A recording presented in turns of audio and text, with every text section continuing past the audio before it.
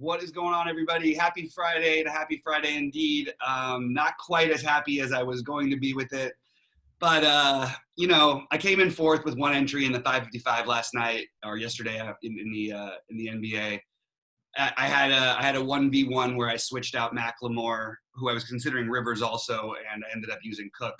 And had I used Macklemore, I would have won. Had I used Rivers, I would have come in second. And had I used Cook, I finished fourth. So that was disappointing, man. It's hard to let that one down. Those are painful because you feel like you need to close, but at the same time, it's great to get back on the winning track, and we're ready to go today. Yeah, I was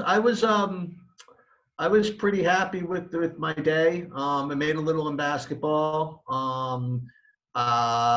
Didn't quite get the same type of sweat that Bobby did, but that's because Bobby's the best and I'm not. So that's the way that goes sometimes. And the one thing I would like to mention, if Bobby wouldn't mind, I can just recite it by heart. The lineup that he entered on DraftKings, if I'm not mistaken, right, everything there except for one guy who he's probably more confident than all of them was very a familiar type of lineup. When Westbrook was ruled out, Harden was, and we don't. I'm not saying this like in retrospect because we said this when it happened, right? When Westbrook was out, what's his name? Harden was basically a lock.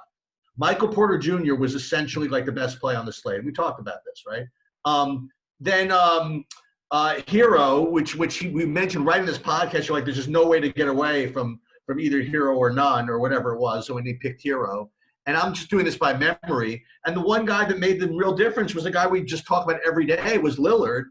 And just sometimes, I don't want to say that projections don't matter, but sometimes narratives and motivation, especially in a game like basketball, especially when you're the type of player in a position to take advantage of that narrative, right? It's one thing when someone says, "Oh, this guy really needs to win. He wants to really put on a good performance," but he's a second string power forward. You know what I mean? He's going to have the ball in his freaking hands, and he could just decide to have an 80% usage rate if he feels like it.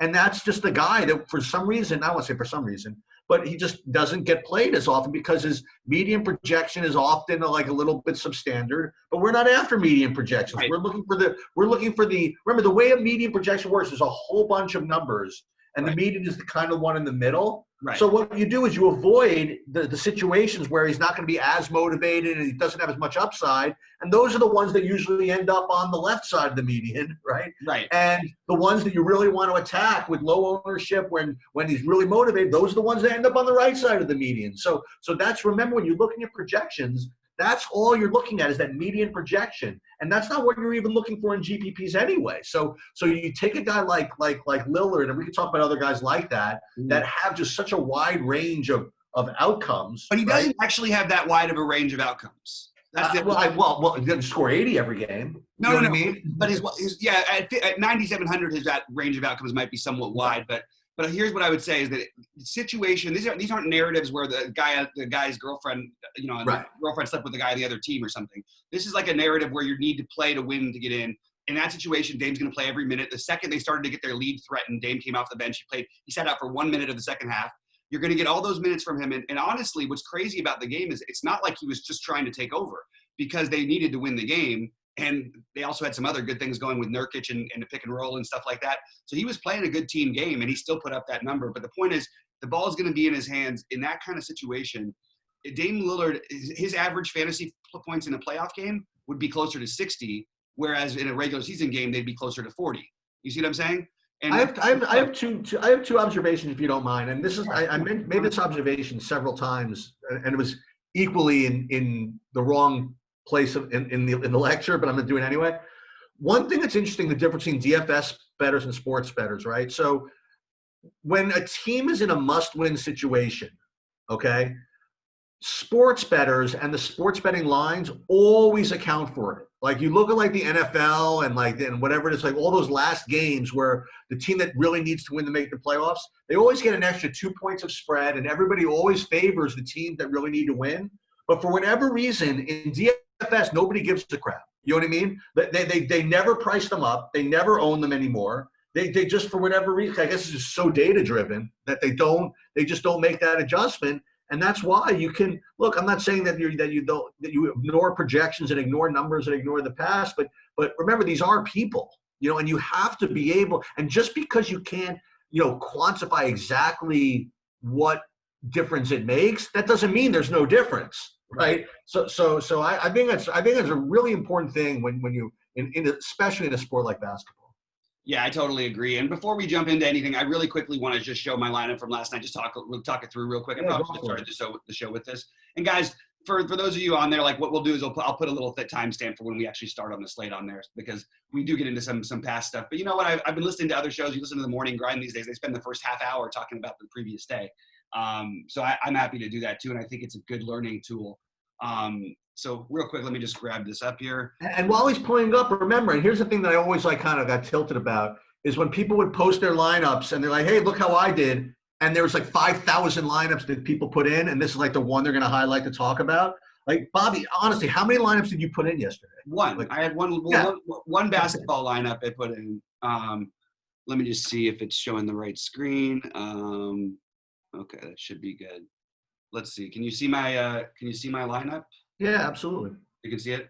Okay. Yeah. So I put just one in this tournament, but I played like 4 variations off of it in the $20 or whatever. You know what I mean? Okay. Like, but it was still like, it wasn't like it was pretty similar. So basically, what I was talking about was, down here you see Cook. Was McLemore until we got the confirmation that Caruso was out and that Cook was starting. I still think from a minute standpoint, it was the right decision. I think that, what did he play? 30 minutes? Yeah. He was 2 for 12 from the floor, incredibly inefficient. He also lost out on probably 4 or 5 assists. Had a bad turnover on an offensive foul that was a bogus call. Like any of these little extra points, and you see how close you are at the end here. And the guys above me, I had a different build than they did a little bit. If I get Kuzma and Kuzma back on the court in the fourth quarter, that would have been nice also, because there was a couple guys ahead of me who didn't have Kuzma. And I could have easily jumped up to third. You see here, if Kuzma gets back on the court, he's going to score, 5 fantasy points.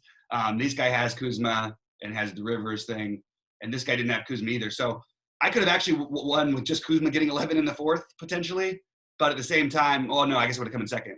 Anyway, it was an interesting night. It was really close, but you can see you don't need to get different in every spot in basketball. Usually the projections are pretty good and the ownership reflects it, especially as far as injuries go.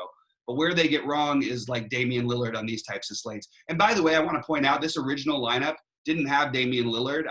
My first build had Kristaps at center, which by the way, Kristaps ended up putting up over 50 again, as I said he would. He sure did. And that was a different build. But then when I realized how that Lillard would be even lower owned, and obviously has a higher ceiling, that was the way I wanted to go. So just wanted to share that. I'm going to stop my share now. We're going to get into today's slate. Well, I would also like to say, just so you guys know, I know, Bobby, you want to get into the slate, whatever, but I do want to just kind of instruct along the way, is that remember that different tournaments have different characteristics to them. So like in the 555 or like in the big single entries or whatever, I'll tell you this, like if you put an entry in with like 10 players, all sub 10% ownership, you just have no chance. The projections, everything's like kind of too strong in the NBA. You know what I mean? Like, right. And the fact is, people in that tournament are sharper than everybody else anyway. Now and then with a game stack, I've actually won with teams with nobody above 5% before. Like you remember those Bulls game stacks that hit? Oh, in that tournament, yeah. Yeah, but remember there was one where Levine got ruled out like 5 minutes before lock, and I just switched everybody to Levine, and I won the little tiny baby one, the 15 for 100K. But that was a huge one. I remember everybody was like 2% owned, and I'm just going, wow, it was incredible. Anyway, let's get into tonight's slate. But I do think that we touched on some good things anyway, just about overall. So I'll share my screen because I'll have it up. Okay. So you're going to pull it up, and we'll go game by game. I can tell this is a shell build that's kind of an interesting GPP line onto it, I think, actually. Yeah, this actually does reflect some of my plays. You know what I mean? I didn't you know what I mean? I didn't exactly tweak it yet, but at least I wanted to start with something that didn't have like 9 guys that were sitting out for the day, like I started with yesterday. So, all right. So you want to start going game by game? Let's do it. Let's start off with OKC and Memphis. So OKC Memphis, you have the 220 total. I guess I can just sort of jump into it, and then we'll go to you on this one, unless you want to do it otherwise. I think this is it's a good, like, you have a converted group of players. So everybody on Memphis fits the same category I was talking to in terms of situational as Lillard. So you don't have bodies, and they have to play a ton of minutes. Now, what we hated about Memphis during the season was guys like Ja would play like 28 minutes, and then you'd get 20 minutes of DeAnthony Melton, or 24 minutes of DeAnthony Melton, and then you'd get Dillon Brooks 26 minutes. Now you're going to see those in the 30s, assuming they don't have foul trouble, which, by the way, in Memphis, somebody's going to get in foul trouble tonight, at least 2 guys probably. And you've even got that with Valanciunas tonight. So all of a sudden you have this much, much greater situation for all this condensed usage. And while OKC is a tough defensive team that slows things down, Memphis is the exact opposite. It's going to be a battle for control of that part of the game, because OKC will try to slow it down, but it's going to be tough to do. Anyway, I think this is a really interesting game, and I'm curious to hear sort of your thoughts, and then I'll jump into my ownerships after you're done. Yeah, so I actually like on the Memphis side of it. My favorite guy is, I don't know if I'm going to get to, just because I like other guys at the position a little better, but I didn't mind Joval in this spot. I was hoping you could give me a little more insight on it, and I wasn't really going to get to much else on Memphis. I had a kind of a really weird liking to some of the OKC guys, like Gallinari and Chris Paul again, actually, and Shea. If you like Gallinari, we should probably lock him in. You would never like Gallinari. Yeah, I guess. But so Gallinari and Shea and Chris Paul, I think are all 3 of them are in pretty good spots. What do you think of going back to Brandon Clark? I actually think it's a really good idea, personally. But I think he got in foul trouble in the last game, was sort of taken out of the game a little bit. This team needs, a little bit of size, but so between he and Valanciunas, you should see all the minutes. Oh no, I guess Jang coming in. I forgot about Jang. I hate that they got him. I like to take a shot on him. I think he's a terrific GBP play. I actually don't even think he's a GBP play on DraftKings. I think on DraftKings he's the easy play. On FanDuel, it's a reach, but I still think he's okay for tournaments on FanDuel. I prefer him on DraftKings. I really like this price on him. Yeah. Okay, but overall, I mean, it's a good game. It's not the greatest game. It's a good game because of the condensed usage. So what I've got here is I like Ja a lot tonight. There's not a ton of like amazing options at point guard, and there's the one much better option than him, who has the same type of situation. Ja Morant playing 37 minutes is just, it's too hard for me to resist. I understood the other day, I thought maybe they would sort of go back and forth, and I didn't think they were going to keep letting him play 40 minutes, but he did. And he hasn't played especially well and gotten crazy numbers for his price. But I think that he's a guy who I safely expect to be in the 40s or around 40 today, just based on minutes alone. I want a little bit of exposure to Dillon Brooks. I want a little bit of exposure to Brandon Clark, and a little bit of on FanDuel. Brandon Clark, I want more exposure on DraftKings. I want a little bit of exposure to Kyle Anderson on FanDuel and DraftKings potentially. I mean, he played a lot of minutes. He's going to play 30 minutes. He's 4.3 on FanDuel. I think he's really interesting. So I'm going to have an interest in all those guys. And then I do like Joval increasingly more and more the more I think about it. So I don't know about FanDuel, but I do think on DraftKings especially, I think Joval is a really good play. I just like other centers, so it's a little bit tricky. Yeah.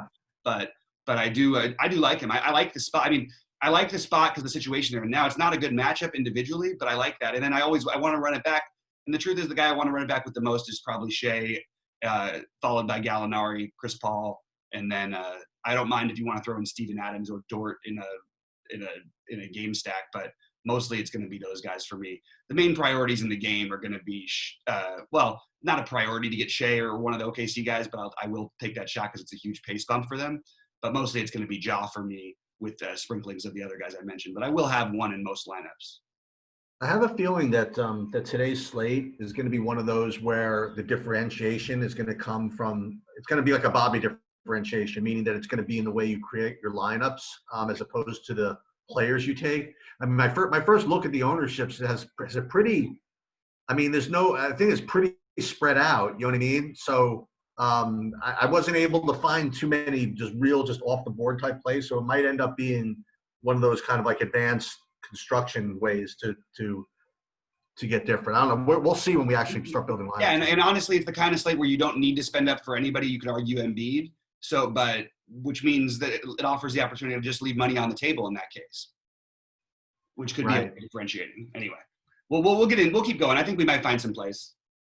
Okay, so Sacramento, Brooklyn. I mean, it's very, very difficult to fade Darren Fox. I mean, I shouldn't say it's difficult. I mean, let's put it another way. I mean, he rates to be a really, really good play. He's my favorite play on the Sacramento side. But there's other guys you could play. I mean, Rashard Holmes at 4,900. Let's talk about DraftKings for a second. Rashard Holmes at 4,900. He's good. You can see. Don't pay attention to the spreadsheet on the left. I'm still working out the kinks as far as getting the teams to be pulled up right. But it's Fox and Holmes. Those are two of them, and then there's going to be the guys we talk about, like Buddy Hield and maybe Bogdan from the Sacramento side. And on Brooklyn, it's going to be back to Jarrett Allen, I suppose. And my other guy on Brooklyn is back to Karis LeVert. I mean, he's down to 7,100. It's could be a pretty fast-paced game, and you get LeVert going. You get LeVert and Fox, both of them going. Could be pretty interesting. Yeah, I'm kind of baffled by a couple things in this game. First, on the Sacramento side, must win. Every game must win now means De'Aaron Fox basically guaranteed for 36-plus minutes. What has he played so far? Other than the one blowout game in Orlando, he's played 38, 39, 37. So De'Aaron Fox and it's a great matchup. You do have to, it's crazy to me that they're only 5-point favorites over this hobbled Brooklyn team. And I honestly think that there's a chance that Joe Harris and Jarrett Allen sit today. But the truth is that Brooklyn needs to win too, because so Brooklyn and Orlando are separated by a half a game for the 8th spot, but nobody wants to play Milwaukee in the first round. The weird part is it's not mattering quite as much as it did before, because now Milwaukee's got now you've got Toronto, who looks like the world beaters of all world beaters. I just found some other interesting news for a later game out, which we'll get into in a minute. Sorry about that. I got a little sidetracked. What just came up? Mo Bamba. I figured they were going to put him in tonight today. I just want to see how many minutes he's going to play. Because isn't what's his name going to be out? Yeah, we have no Gordon, which we knew, but we didn't know that we thought maybe Ken Birch might start. It was up in the air. So we'll see what happens with the starting lineup. Anyway, we'll get to that game. Let me finish this one. Okay. So I don't understand any of the ownerships on. I understand De'Aaron Fox being half owned. He's going to be half owned tonight, and that's fine. I'll take that chalk. What I don't understand is why all of a sudden Buddy Hield is projecting better than Bogdanovic.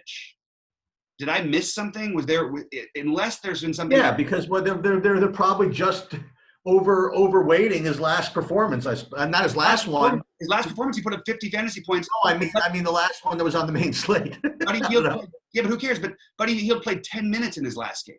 Yeah, I know. I don't get that at all. I don't understand. So did they announce he's starting or something? I mean, that's the only thing why are the projections and therefore the ownership going towards him? First of all, I don't care who's starting in this game. I'm playing Bogdanovic. We wanted to talk about ways to get different. Why this guy would be under-owned in this slip spot is crazy to me. I don't think that it ends up that way. I really don't. I think he ends up in the 20% range. He's too good of a value at this price. He's playing a ton of minutes. He had 1 0 for 13 game and foul trouble and 3 fouls in the first 9 minutes that he played. That killed him that one game. Ooh, you know what I wanted to tell you about him? Okay. Other than that, he had he's gone 36, 27, 49. I don't understand how this guy doesn't get to average out to 33 today. And he's averaging in the, around 25. I just think he's an easy play, great play. Obviously always carries a little bit of up and downside, but he's a phenomenal play. And you can play Hield too. I would play some of each, but I definitely would side with Bogdanovic. Sorry, please go ahead. Well, what I was going to say is that something that I wanted to mention to you after that game the other day is that this is very interesting. I think despite the fact that he was 1 for a zillion, they kept him in, and they even played him in the overtime. You know what I mean? And that is actually a very interesting development with him, because they used to really not really like playing him.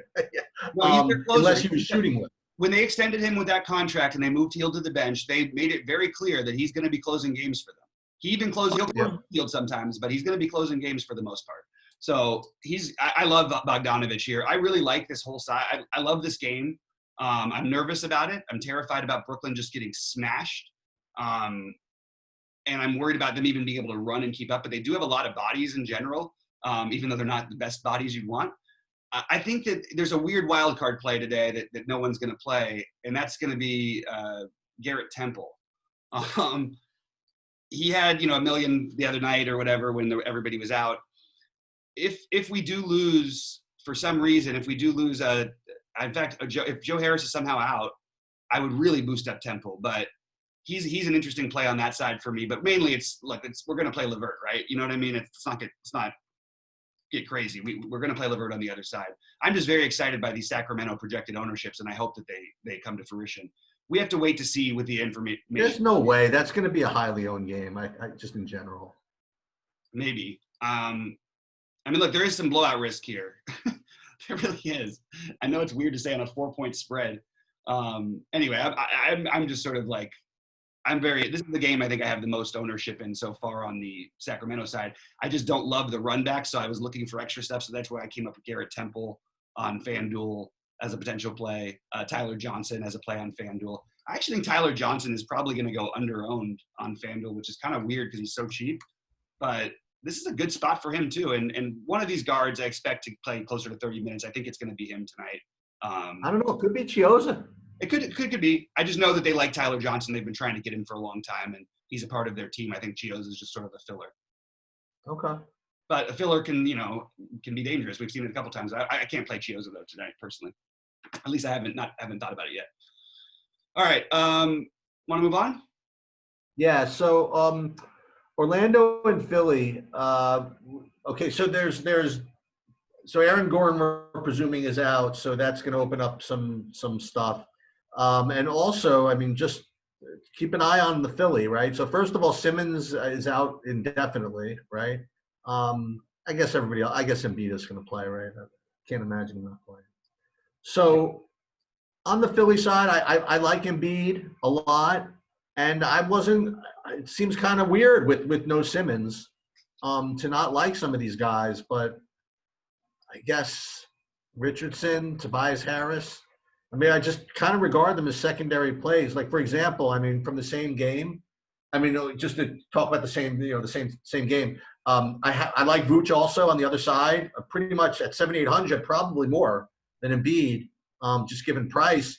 And if we're going to play the who's out game, I'd much rather play Terrence Ross and Evan Fournier than not that Terrence Ross is directly affected by Aaron Gordon, whatever, but Fournier is really, really cheap at 5,300, and Terrence Ross again remains, a good GPP play. So I like those guys.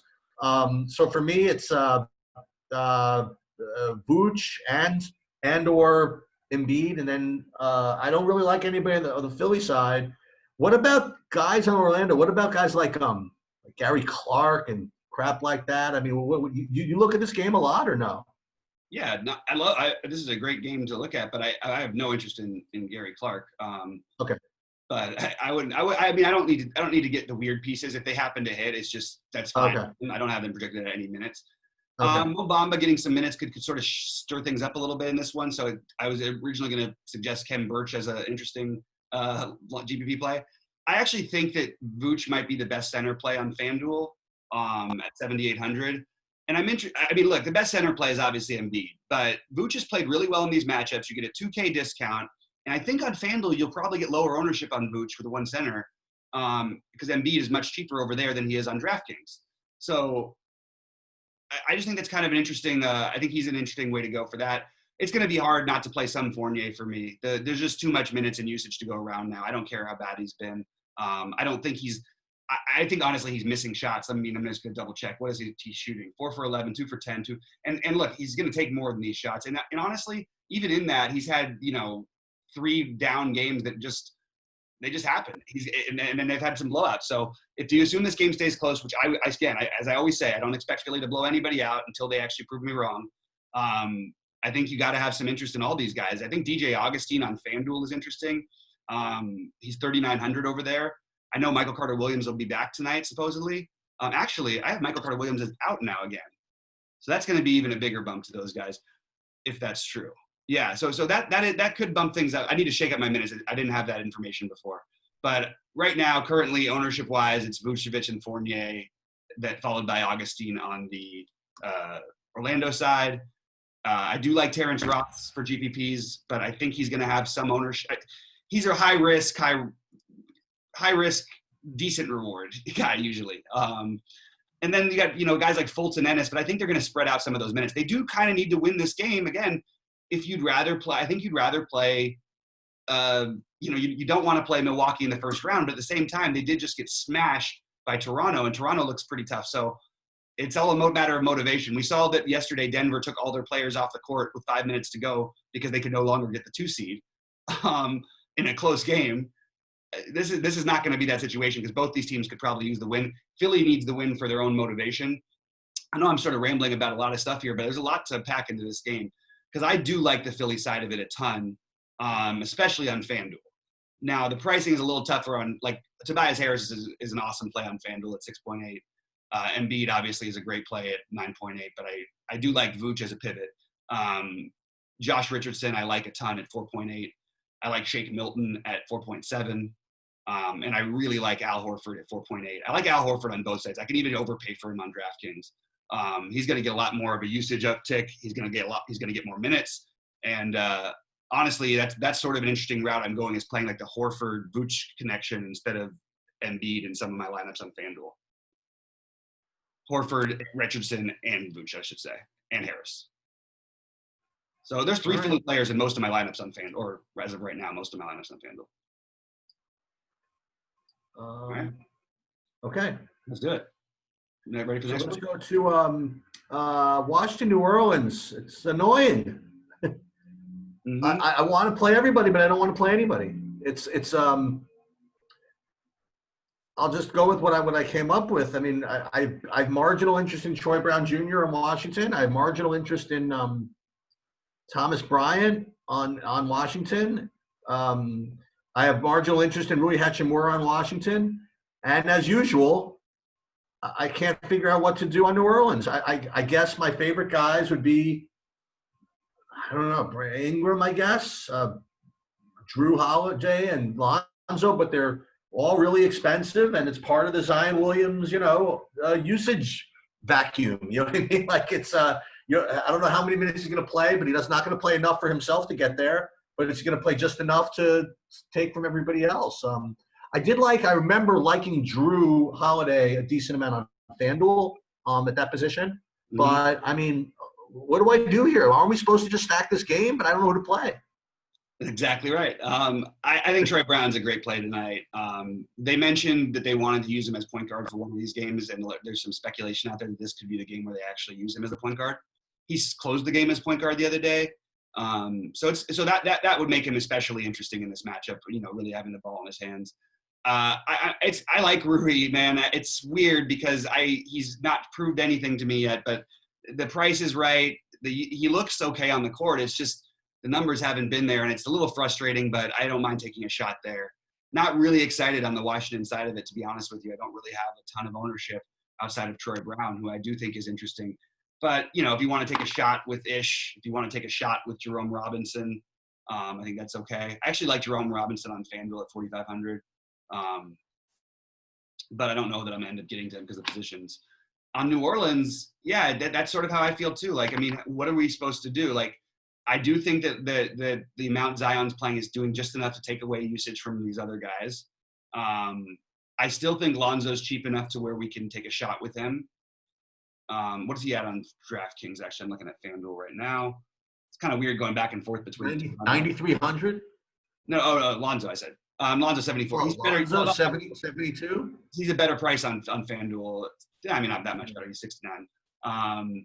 74 on DraftKings. Yeah, I think that you take a shot with both Ingram and Drew. I just think that both of them could put up a big game. It's a must-win for them, but you can't. It's hard to prioritize them with the way things have been going. So I get it, but I definitely will. I would probably prioritize slightly maybe Ingram because of the position, but Drew probably will score more fantasy points. It's really close for me, man. I'm not in love with any of it, but I will have exposure to Lonzo, Ingram, and Holiday. It's too good of an environment, and I will have it somehow. It was stacked. And probably the one way you don't want to usually do it is usually you don't want Drew and Ingram. I don't know. Maybe you don't want Drew and Holiday today. All right, you ready to get on to the next one? Just 1 second. I'm just I just want to make sure that. Okay, so because we're on right now, so let me jump on to this. Oh, sorry. No, it's all right. No, it's all right. I just wanted to keep it going. I hate when there's dead air. It's a natural habit from shows. Okay. So last game, Boston, Toronto. All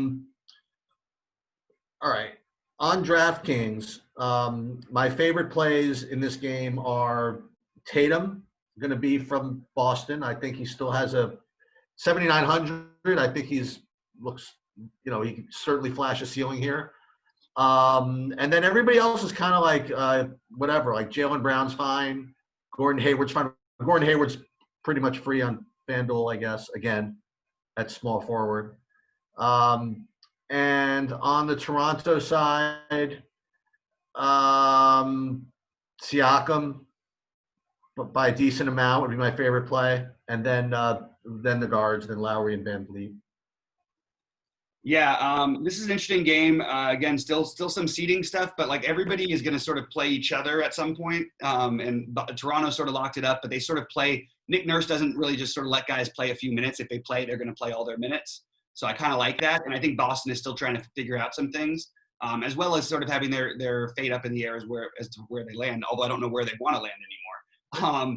But I do think that you get a good effort from these guys. I want to point out on FanDuel, the pricing is criminal on some of these Boston guys, starting with Kemba Walker, who's probably going to play 28 minutes tonight, and he's 4.8K on FanDuel. So jump all over Kemba on FanDuel. Jason Tatum is also 7,500 over there. Jaylen Brown is 6K, and Gordon Hayward is 5.9. Marcus Smart 5.5. Tice 5.3. I have interest in every one of those guys. Tice being the least interesting, but still having some interest. The highest level of interest on FanDuel would be Jaylen Brown. Highest level on DraftKings. It's a tough one, man. I like these guys all as long shot plays. They're going to be unowned over here, and I think that the answer would probably be to take a shot with Jaylen Brown, or Tatum. That would be the way I would lean, because I do want to take a shot on some of the guys on the other side that keep playing these minutes. Now they're kind of expensive over here. I think you can play Anunoby with the minutes he's getting, and I'm not in love with it. I like it better on FanDuel at 4,400. Siakam is probably your best play on DraftKings on Toronto, but I honestly think that the number seems high for VanVleet, but I don't, VanVleet and Lowry could both put up 50 fantasy points tonight, and they're going to be completely unowned. So probably worth just noting that, especially with Kemba back. Their point guard defense is terrible. Are you worried about a really chalky Jared Allen in this pace matchup, or no? I'm worried that Jerry Allen may not even play today, so I haven't even thought about him too much, because on DraftKings, obviously he makes a lot of sense. On FanDuel, I don't have as much of a reason to get to him. I don't think. Let me just double check his price here. I've got him as questionable, like legitimately questionable. So, well, is there other guys that we have to play if he's out? I mean, no, because we saw what happened the other day when all these guys sat out. Nobody put up anything from the front court. So you could play Kurix, which is what we did the other day, and he put up 18 in the first quarter and basically didn't play again until the fourth quarter. Like Boban. I guess he is a better play on DraftKings FanDuel than I thought.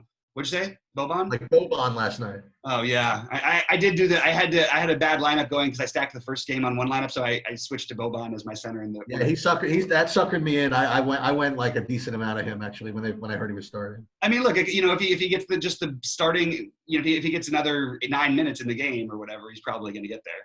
Yeah. Anyway, all right. Hey, I have one follow-up question for you, because there was a guy that stood out for me. But I had him as a wrong team in my spreadsheet, so it just hit me. You mentioned that they're thinking of playing Troy Brown at the point. Does that actually mean that they might not play Ish Smith as much, or what? No, more using him to run the point, which would make me think they would use like Napier more as the two off ball a little bit. I would look at it like that more. Ish is not because I'm really not like an Ish Smith type of guy, but in a up and down the floor freaking matchup, the guy has a motor. You know what I mean? I don't know if I want to fade him completely if I'm going to play that game. Yeah, you can play him. I'm not especially interested in him. I'll have some exposure. I mean, what is he at over on DraftKings? 5K. Yeah, I mean that's certainly a fair price. Yeah, why, I don't see a problem with that. It's not like you're getting no ownership on him. Okay. But I don't know about calling this an up and down game. I mean, look, they have gone over. Oh no, sorry, the New Orleans game. I'm sorry, I was looking at Orlando for some. Yeah, it is going to be an up and down. Yeah, I agree with you. Okay, maybe Ish does get a little bit more of a boost. You know what, Sheets? I think you're on to something there because these are the kind of game environments where he does thrive. So let's get a little Ish action. All right, I'm going to sum up real quick some ownership guys that I have. Is there anything else you want to cover before I go into that? No, I really want to. I'm going to spend some time look. I have a little more time today. After I take care of some other stuff to look at ownership. So I really want to make sure I get these. I do it right this time because I did fine with the NBA. I felt like I rushed it. You know what I mean? I felt like I really, and that's part of just because of life, what I'm doing. I felt like I rushed getting my stuff in without really just doing whatever. So I want to take the time and do and do it right this time. Absolutely, yeah. No, likewise. All right, just real quick, the games I'm most interested in, I do have an interest in game stacking both Sacramento, Brooklyn. Obviously, if you could find a way with Washington, New Orleans, it'd be nice, but it's kind of hard to do. And then Orlando, Philly is the other one that I like the most. And on FanDuel, you could do Boston, Toronto because the pricing allows you to do so. Not as interested in the OKC side of things. Interested in like one guy from there, but not necessarily two or three as much. So not really stacking that one much. But they're all stackable games. My highest owned players on FanDuel will be Tobias Harris, Darren Fox. Tobias Harris is 6,800, by the way. That's the reason. Karis LeVert will be up there. Bogdanovic will be up there. Jaylen Brown is going to be way up there. Embiid, Morant, Vooch, Tatum, Siakam, Richardson. I like Josh Richardson a lot today. I think that this is going to be a big game for him. So let's go, Josh Richardson. Anyway, that's what we got. It's sort of becoming like a little bit of a first look thing with the NBA because until really up to like once we hear other news, it's really hard to get all this stuff in. But I hope we can point you guys in the right direction. We've gotten nice feedback on the videos. Let us know. Do you think that that either Embiid or Vooch is going to be that much higher owned than the other one on FanDuel? I don't have a feel for it yet. My guess would be that Embiid would be significantly higher owned. Okay. Just looking at the way the pricing is. Although I think people will acknowledge that Vooch is a good play. It's just Embiid is 9,800 and he doesn't have Ben Simmons. And where else are you going to Yeah, no, I always because I'm working on like different things, and whenever I have like a tie and like my new ratings and stuff, I like to see if maybe there's any chance that one guy's going to be much higher owned than the other one. So. Well, anytime you want to go live, I just got my my Twitch thing. If you ever want to do a live up to lock, we can do it together one of these days if you feel like it. So are you gonna do it from 3 o'clock today, or? I'm not doing it because I have the girl you recommended to me who set up my thing, but I haven't set it all up with her yet. She's setting up my OBS or whatever. Yeah, so that's good. So yeah, I'll totally do it with you. Yeah, well, I'm probably not going to do that today. I'm saying if you ever want to do it in the meantime. Well, in the meantime, I'll get mine set up by next week, so we'll do it then. Anyway, guys, we're going to get ready for baseball for you. For Sheets, I'm Bobby saying good luck tonight, and we will see you at the top of leaderboards.